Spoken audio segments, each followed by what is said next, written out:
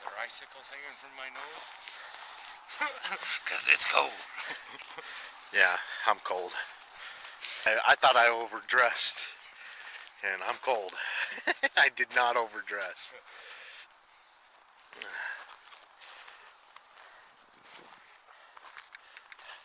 We're up here at the Wellsville Bigfoot sighting location. We're hiking in, doing a night hike, and we're surrounded by 4 Bigfoot sightings, including the one that happened really close to where we're at right now. Derek Wright, Mike Hansen, Kelly Shaw, Rocky Mountain Sasquatch organization. Are these night hikes effective? We're gonna find out. Some of our best evidence is night hikes, as far as I'm concerned. I mean, talking, well, at least in eye shine, I mean, that as far as I'm concerned, is almost undeniable, you know? Them doubters that think it's a giant raccoon, you know, I mean, really? Yeah. Plus just nice makes me laugh, too. but I You love hear it. a lot more different shit at night. As long as you're careful, you're protected, you got, you know, it's beautiful. It's beautiful out tonight. It's getting nipply though.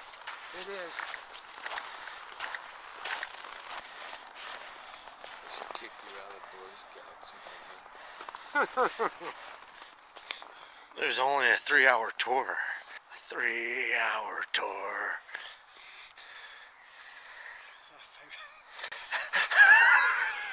How many young ones out there don't even realize where that even comes. Yeah, and what happens when we do end up chasing them? We're out 15 hours off the schedule and you throw these and kill them. Mike, you find him, you chase him, I'll get the car. No, you should have brought gloves because you're not, wouldn't we always say? You're out there pussyfooting. Big pussy. Yeah, you come out and pussyfoot. Freaking freeze your ass off. Right?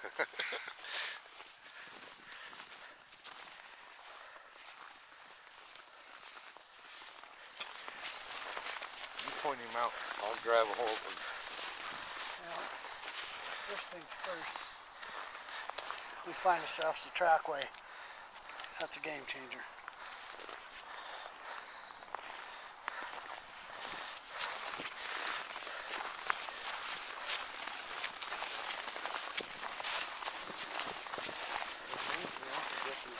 Here and find a good spot. That's like just sit down and shut everything off and let's just sit. Not for us and you. Fucking listen. Do you hear the barking off to our left?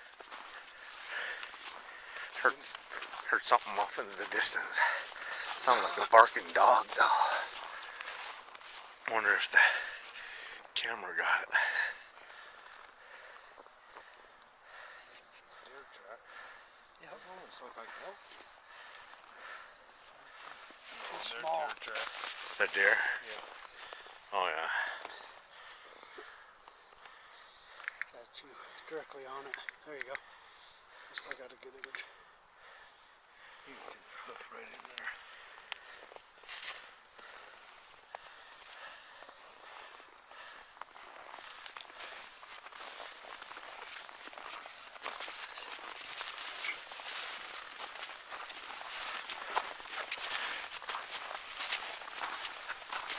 It's too close to take the freaking mark off my head to listen. You know what I mean?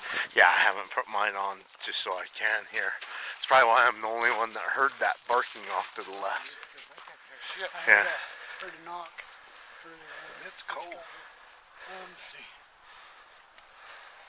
What I liked about today, coming out here, because it kind of turned out perfect for us, it's been storming for the week.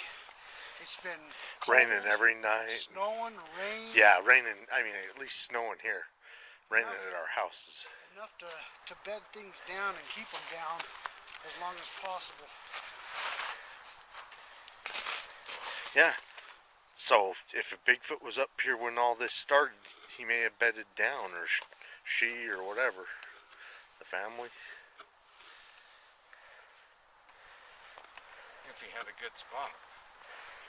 Otherwise, you'd be having to keep moving just to keep He's laid down feet under. from freezing. He's laid down under a juniper tree. That's what I would do. You know, or in a cave somewhere. Somewhere overhanging where your feet weren't constantly wet. Well, it's funny, those caves that we go into are freaking cold in the summertime. But right now, it's warmer than out here. The little headlamp's dying.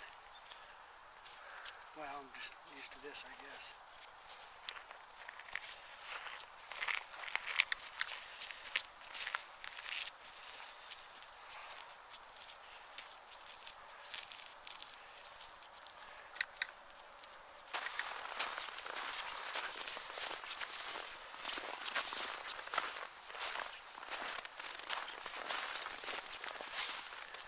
How far up this trail have you gone? All the way up and around, all the way onto the backside.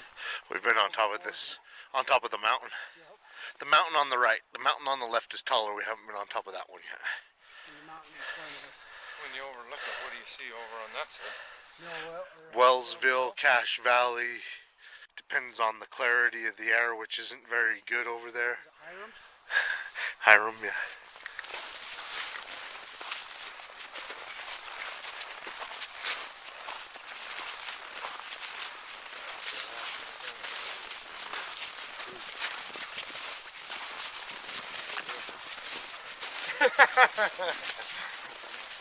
Been keeping my eyes open for impressions.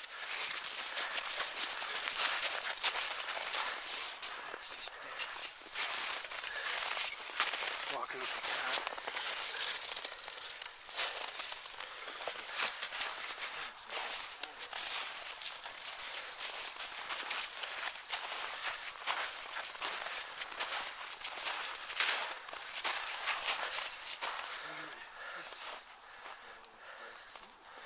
Lots of deer sign everywhere you turn around. But that was expected.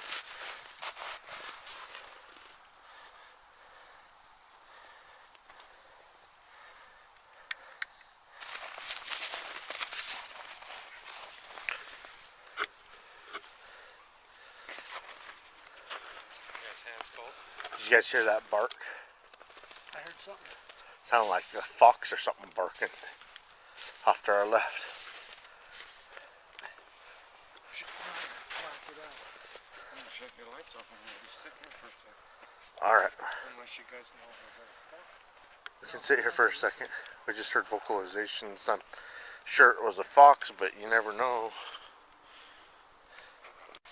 I thought we were gonna leave them off so we could listen. Really? Because you didn't shut up the entire time. I know, we were just getting ready to.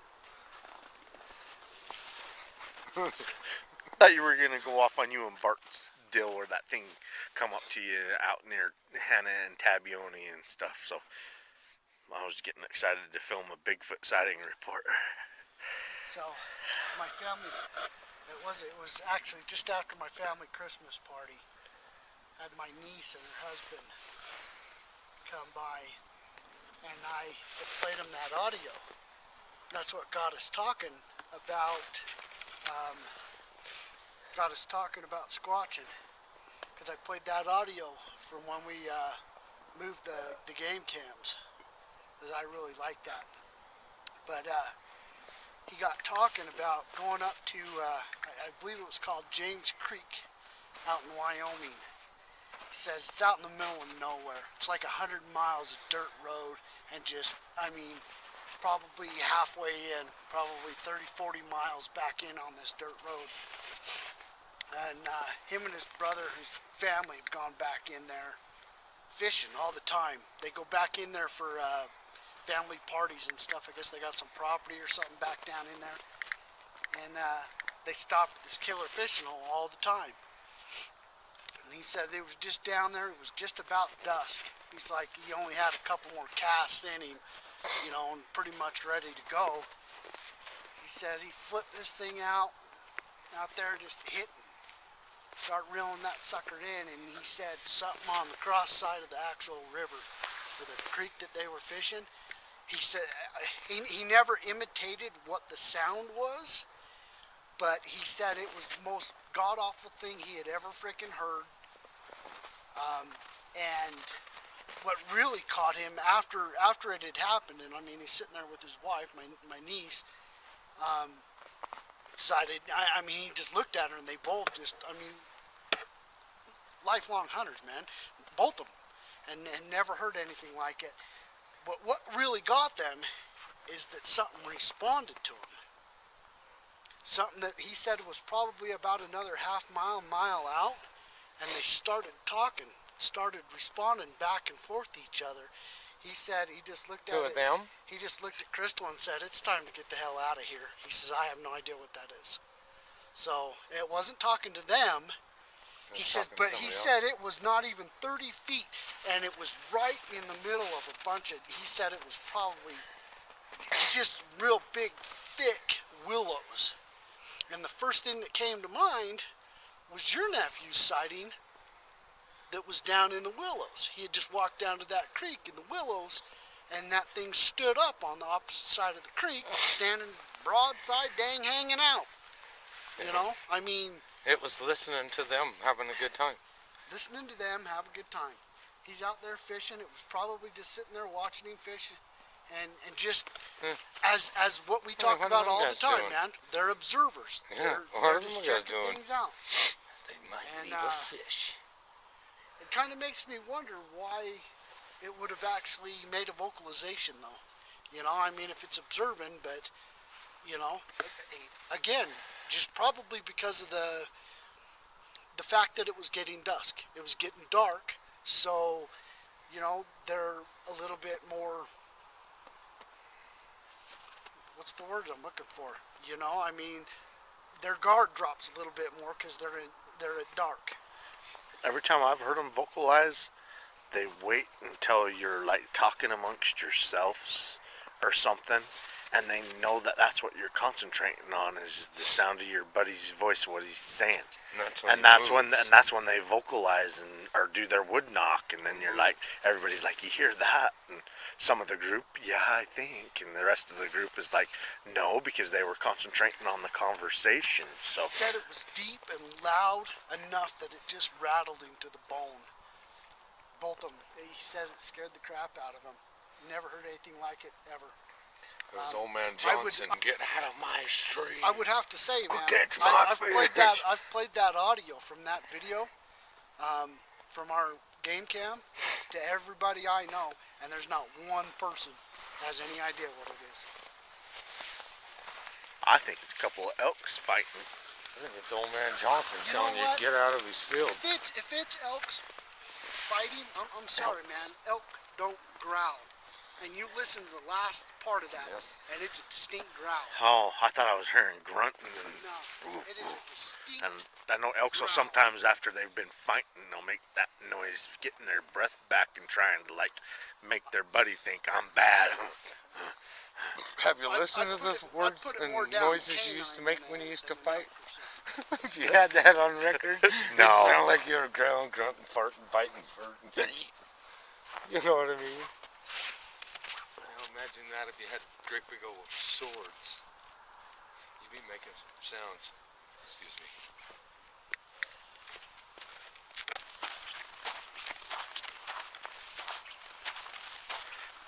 Did you guys hear that off to the right? Sounded like a bird over there. I got 3/4 up of that. That's when I was about shitting my pants. You know what I mean?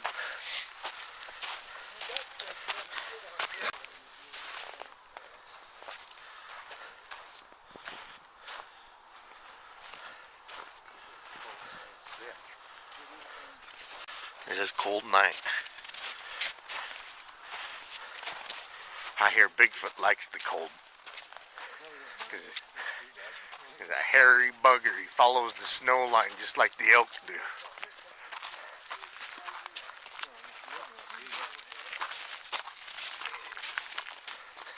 You know, biologist in Colorado, he did a study on Bigfoot, and the elevations that they're being seen at the times of the year is where the elk are at. And we all know the elk like to follow the snow line. Which we're pretty much at right now.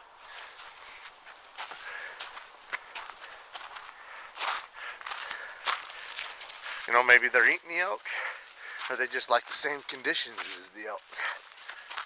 Where the food is. But yeah, they're finding the sightings happen where the elk were at, the same elevations. Not, you know, not necessarily the same place, but if it's at the same elevations, it's usually at the same place.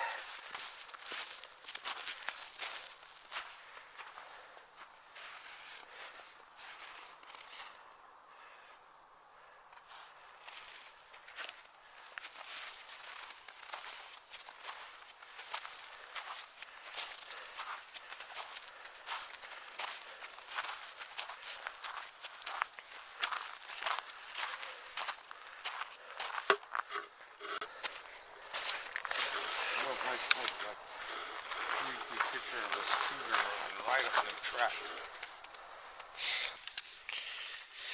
Alright, there's a certain part on the trail we want to get up to at night before it starts getting too steep and dangerous.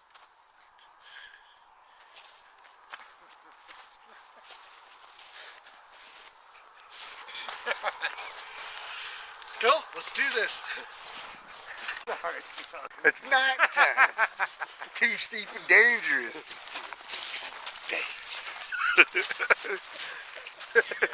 That's your middle name, Danger.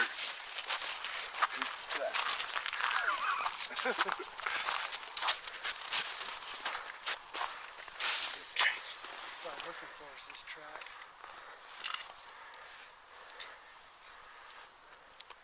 You die when you tie to the tracks. Deal. Sack. Sorry, hope you were recording that. That's a good light.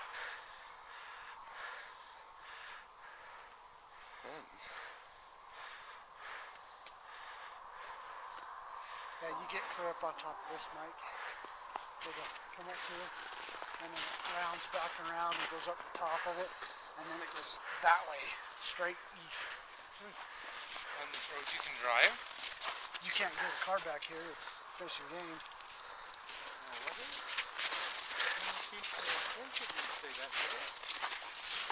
Yeah, there was a Bigfoot sighting in Sardine Canyon, one in Wellsville, and there's just right over this mountain ridge on the left side of us, 2 more Bigfoot sightings. So that's 4 in a very small area, all within a few miles of each other. So this Wellsville mountain that we're hiking on top of, Bigfoot sighting hotspot.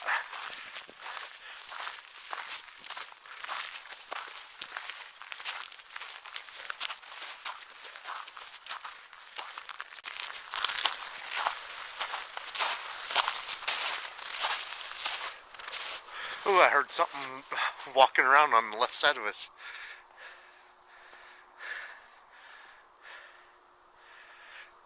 It didn't sound like anything very big.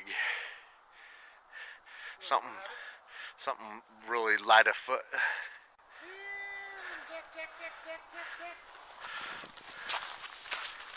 We're right to the bend in the trail that we wanted to hit at nighttime. Right in the middle of all these sightings. And then we're gonna turn back.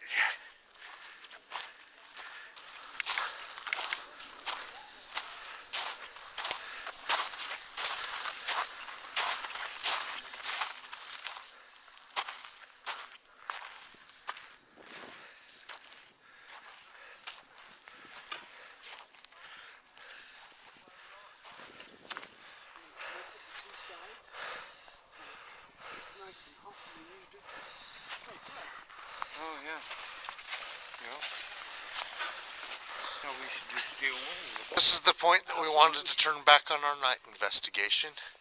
It's about the halfway point of all the battery juice and SD cards. So that's why we chose it at nighttime for our night equipment, and then we're going to record the expedition out of here and tell you a little bit about the Bigfoot sightings that have happened around here. Keep on watching. We're going to keep on squatching. Whoop, whoop. We talked a little bit about the Bigfoot sighting that happened in Wellsville during the hunting season in 2007, October, I believe it was. We did a sighting report on our channel. You'll have to go look up that report, the Wellsville Bigfoot sighting. The other one that's close to right here is a gentleman submitted that report, and this is his sighting report. East of Brigham City, Utah, above a place called Upper Dock Flats. It's on the other side of that mountain that the camera's pointed at right now. We had been hiking with a friend. His name is Kenny. I do not wish to use his last name without his permission. We had been hiking all morning, going higher and higher through the valley, zigzagging back and forth. At one point, we went up a spine or ridge, and at the top of this spine was an old cabin. I think it was referred to as the old sheep herder's cabin. In front of the cabin was a small pond. Hiking our way towards the cabin, I stopped at the pond. The water was clear and suitable for drinking, maybe fed by a natural spring. And there's a lot of mountaintop springs here, by the way. My friend started to cup his hand to drink, and so did I. I started looking around the pond, which had a smooth dirt skirting around it.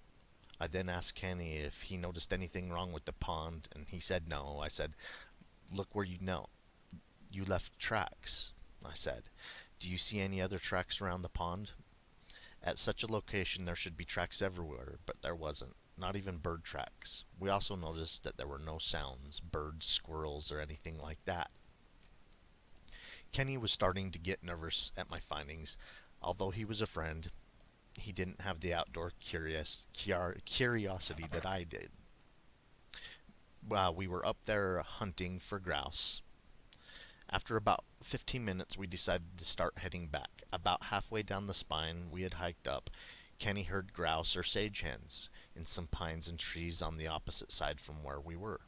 He decided that he wanted to hunt that side on the way down to the flats. I agreed and told him to stay on the opposite of me on the other side so we knew where each other was in case we fired the shotguns. He agreed, and I took a disassembled single shot shotgun that I had in my backpack, put it together for him, gave him some shells, and told him I would stay in place till he was even with me on the other side. I sat and watched him descend to the bottom of the draw between the two spines. He was moving very slowly and quiet. When he was ready to start up the other slope, he encountered some heavy brush with thorns that he had to get through. After about 7 or 8 feet hiking through them, I could see him unsticking the branches of thorns that were catching his clothes as he made his way. I could see that he was almost out of the thorns. He leaped forward and must have hit a branch that snagged his arm. He screamed with pain. At that moment, I heard a loud crash higher up than Kenny. It sounded like a 1-ton rock was being dropped from the sky. I started scanning the area where it came from. Kenny was still making noise from his injury and didn't hear what I heard. What I'm about to describe is something that I've never forgotten because of the impression it left with me. Have you ever taken a large rock and dropped it in a deep water that sounded like a thunk? That's what I heard. Thunk, thunk, thunk, very fast. At this time, my eyes were racing all over that hillside, and then I saw it. It was about 400 yards above Kenny and running towards him. I'll admit, my heart was in my throat. I started yelling at Kenny to get out of there and kept repeating it at the top of my lungs. Kenny finally heard me and the noise coming towards him and ran through those thorns. He ran right back through them. He was halfway through the thorns and must have accidentally fired the shotgun. At that point, I saw it stop, and it started running the other way away from Kenny. Kenny come up to my side. When he reached me, he was out of breath, bleeding all over from those thorns. Kenny was shaking and crying. I had to keep telling him that it ran the other way when he fired the shotgun. At that time, I took the shotgun back. We all know that firearms for responsible people, not those who are out of control. We made it back to our start point in record time and got the hell out of there. It took Kenny almost 2 weeks before he even wanted to talk about it, and when we did, I described what I saw. I would say it was 7 to 8 feet tall, dark reddish brown hair, with a white cap. The distance was 500 to 600 yards, and closer as it came towards Kenny. I'll never forget it. Kenny didn't see it but heard it coming. He said that he didn't feel the thorns until he was to my side. Being from Brigham City, we decided not to tell anyone. It was a small town, and no one would have believed us. Pretty good sighting reports. There has not been a follow-up investigation of the reports, but there are several other Bigfoot sightings in that area. This happened in September of 1976. I hope you enjoyed our Bigfoot expedition. Keep on watching. We're going to keep on squatching.